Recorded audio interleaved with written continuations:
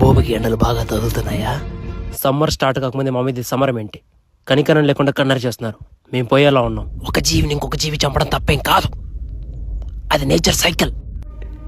నేను రావడమే తప్పైతే దేవుడు ఎందుకు సమ్మర్లో ఎండల్ని, వింటర్లో మంచుని, రైనీలో వర్షాల్ని ఎందుకు సృష్టించాడు? కానీ ఆ సీజన్లో మీ అంత తొందరగా రావట్లేదు, జనాలతో ఆడుకోవట్లేదు. డిఫారెస్టేషన్. ఎక్కడికక్కడ చెట్లు నరికి ఇల్లు, ఫ్యాక్టరీలు కడుతున్నారు కదా. సంవత్సరానికి ఒకసారి నీళ్లు పోయకుండా ఒక చెట్టు నాటి ఇన్స్టాగ్రామ్ లో, ఫేస్బుక్ లో సేవ్ ప్లాంట్స్ అని ఒక పోస్ట్ పెడితే గ్లోబల్ వార్మింగ్ తగ్గిపోతా? ఎర్ర చెట్టు నరికితే శిక్ష, మామూలు చెట్టు నరికితే శిక్ష లేదు.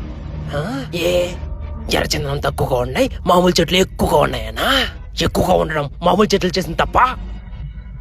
ఈ భూమి మీద మామూలు చెట్ల కంటే ఎక్కువగా మనుషులున్నారు, వాళ్ళని చంపితే తప్పేంటి? లక్షల సంవత్సరాల కింద ఒకరిని ఎండకి చంపేస్తే మిగతా వాళ్ళందరూ ఇంట్లోకి వెళ్ళి ఫిసన్ కర్రలు తయారు చేసుకున్నారు. ఇంకాస్త వేడి పెంచితే ఫ్యాన్లు తెచ్చుకున్నారు, ఇంకాస్త హీట్ పెంచితే కూలర్లు తెచ్చుకున్నారు, ఇంకాస్త వేడి పెంచితే ఒకరికొకరు ప్లాన్లు వేసుకుని చెట్లు కొట్టేసి ఫ్యాక్టరీలు లాంటి లగ్జరియస్ గా ఏసీలు తెచ్చుకొని బతుకుతున్నారు. ఇంత నాగరికతకి కారణం ఏంటి? వేడి. అది పుట్టించింది ఎవరు? మేము. కానీ వేడి అంటే ఏంటో మాకు తెలీదు.